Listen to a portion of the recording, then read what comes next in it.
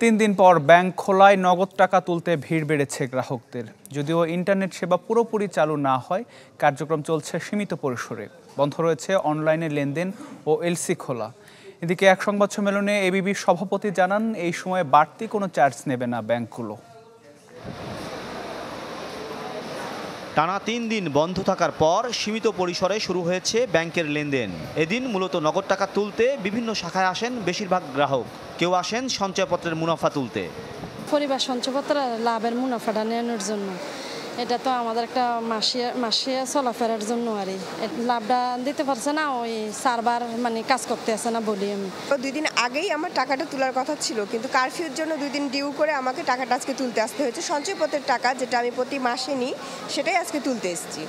মতিঝিলের সোনালী ও রূপালী ব্যাংকের বিভিন্ন শাখায় এদিন ভিড় ছিল তুলনামূলক কম। অন্যদিকে ইন্টারনেট ব্যবস্থা পুরোপুরি সচল না হওয়ায় লেনদেনের গতিও ছিল মন্থর। যদি চাও টেস্ট স্বাদ হট টমেটো সস বেস্ট। স্বাদ হট টমেটো সস এখন নতুন স্বাদে। এদিন কেবল নিজস্ব ব্যাংকের চেক ছাড়া অন্য প্রতিষ্ঠানের লেনদেন নিষ্পত্তি করতে পারেনি ব্যাংকগুলো। কয়েকদিন ব্যাংক বন্ধ ছিল, মানে অনেক টাকার সংকট হয়ে গেছে। আজকে আমরা আসছি একটু টাকা তুলতে। যেদিন এই আন্দোলন শুরু হয় সেদিন আমার পকেটে 230 টাকা ছিল, কিন্তু আমার বাসায় বাজার নাই। পরে আমি দাঁড় করিয়া চলছি, ব্যাংকে কটা টাকা ছিল, এখন এই টাকাটা উঠাইয়া আমি নিলাম আর কি। এজন্য ব্যাংকে আসা। আমরা যাত্রাবাড়ি থেকে আসছি, যাত্রাবাড়ি ন্যাশনাল ব্যাংকে ফাটাইম, এটা বন্ধ, আমার টাকা দিতাই না, এনে ঘুরছি। এখানে মতিঝিল আইয়া 3 ব্যাংকে ঘুরছি।